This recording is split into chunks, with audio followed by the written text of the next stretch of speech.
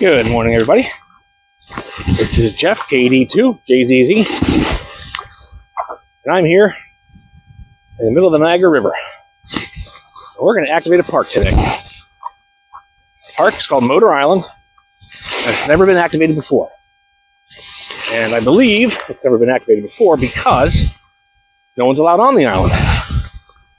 But I dug deeper and found out that the border of the wildlife management area is much larger than the island. So, granted, it's all shallows in there, but what better than boat the shallows but a kayak? Plus, it's the only boat I have. Okay, enough of that horrible audio. That is the last time I work with lapel mics on the water. The park is called Motor Island Wildlife Management Area, designated US-9056.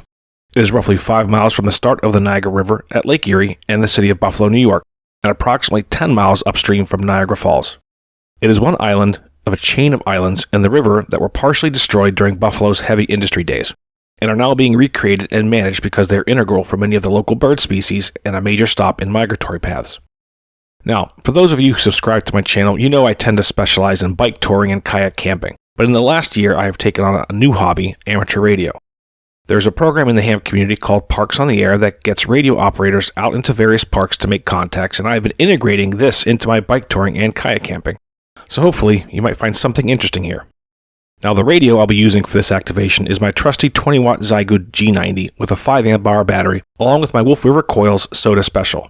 I'm using my Faraday cloth on the front half of my 17-foot kayak for a ground plane, along with a few radials down each side of the kayak towards the stern.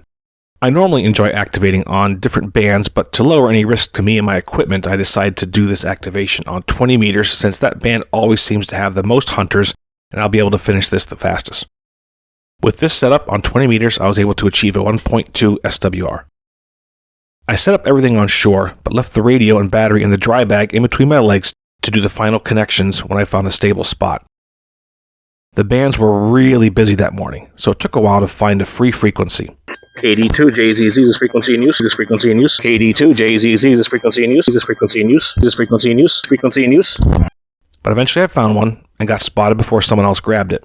It took only 2 CQ calls before I started logging QSOs using Ham2K's portable logger on iPhone. CQ, this is Kilo Delta 2, Juliet Zulu, parked on the air. Park US-9056, first time activation, kayak mobile, CQ. Kilo 4, Lima, India. Kilo 4, Juliet Hotel, November. Kilowatt 4, Charlie, Golf, Yankee. Whiskey 4, Bravo, Delta West, Bravo, Whiskey Delta. Kilo 9, India, Charlie, Papa. Whiskey 9, Alpha Victor. Kilo 8, Hotel, Quebec. Victor Alpha 3, Mike, Juliet, Echo 2, Foxtrot, Tango, Kilo 5, Mike, Echo 30. This is Kilo India 5, Mike 5. And then, as quickly as it started, things dried up and I started to get a lot of interference from adjacent frequencies.